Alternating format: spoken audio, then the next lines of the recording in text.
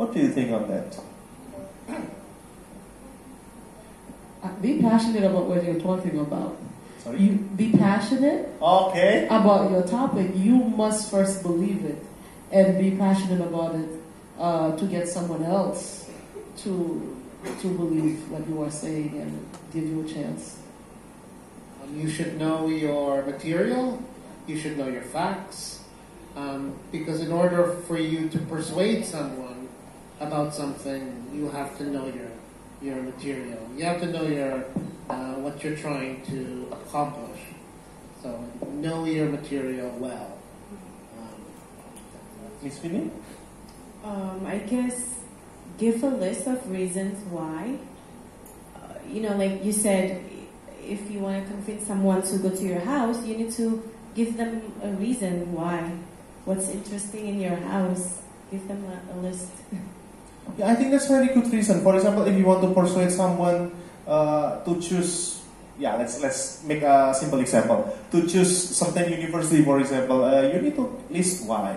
And you need to prepare for the material. And I agree with Ms. Rod Ellis too. You need to be passionate about that.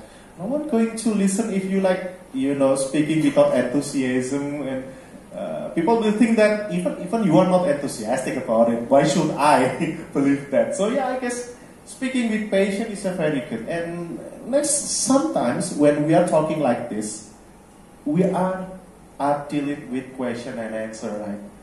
Even later on, you will deal with question and answer. Now, my question is that how you handle unexpected questions from audience. So, for example, they ask something that you are not expected, and how without losing your composure. So, not looking panic that okay, I do not expect this question. So, how you usually I believe every speaker has their way. So, I want to listen from all speakers, Ms. Fitria too, perhaps. How you handle questions, unexpected question, without losing your composure, without looking panic, for example. How? Who's gonna answer first? Oh, Miss Fitria. No, I mean who's going to answer first? Mr. Rao. I like to kind of pause and give time. So I might say something like, "Oh, that's a good question."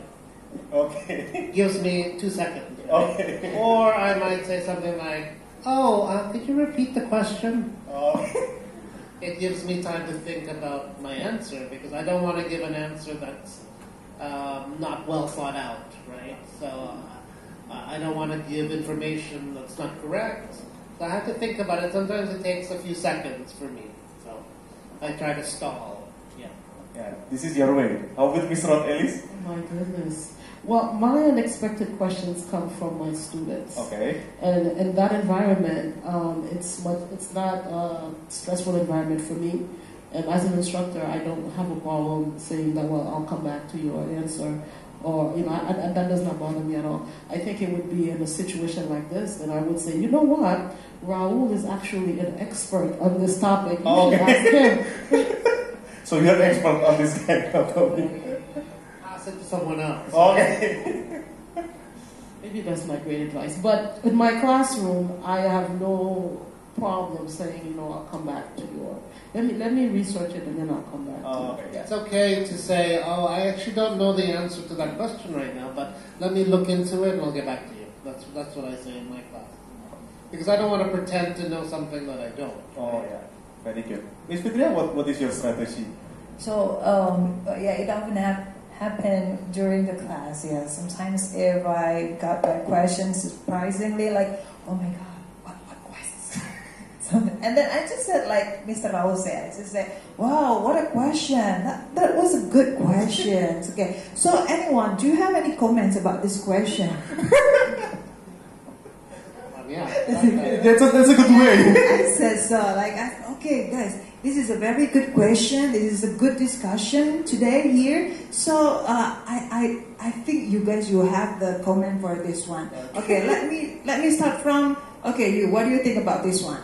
And then I will say so. Give you longer time to think. Yeah. Yes, of course. Yeah, that one. What about strategy? It's a good strategy. Good strategy. Yes, thank you.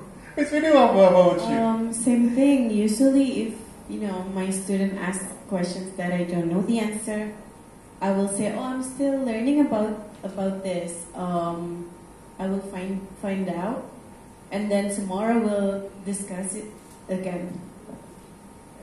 Ya itu ya teman-teman ya. Jadi kalau guru kalian itu ngomong, oh, pertanyaan bagus itu bisa dua. Satu muji kalian, dua sebentar.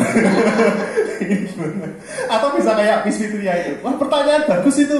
Yang lain apa ada yang bisa menjawab pertanyaan ini itu? Sambil kami berpikir ya kan, biar thinking. Atau mungkin biasanya saya juga melakukan sama seperti what Mr. Raul did. Kalau saya tidak tahu, daripada saya ngasih tahu separuh-separuh atau ngasih tahu hal yang tidak tahu, usually I say to my student that that's a good question, but I cannot answer it for now. I will research and get back to you tomorrow. Karena lebih baik daripada saya ngasih info yang salah ke siswa saya, mending saya cari tahu dulu yang benar, baru saya kasih tahu. So that's very very good strategy. Ya. Miss Fitria strategy, I will use it in my class. That's very good questions. How about what do you think? good. I will try to do that. Also your answer. Yeah, that's very good. Thank you for giving me tips on that. So yeah, the time is almost up. So perhaps we can end with final thoughts. Perhaps so for each speaker, I guess, what is final piece of advice that you would give to someone who wants to become more confident and in public speaking? Final piece of advice if they want to become more confident in public speaking. You learn by doing. Just do it. Just do it. Sorry for the slogan, but borrowing the slogan, but just do it. Understand that you are not the only one who's ever felt afraid.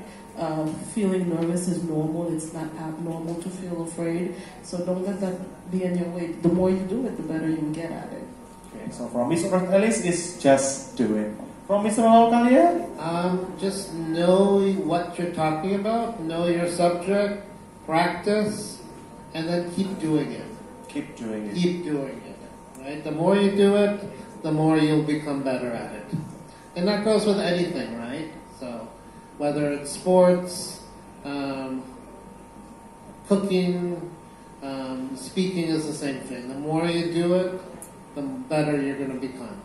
So while Mr. Raul adds some things like know your material well, he also stressed that just do it, keep doing it. Miss Winnie?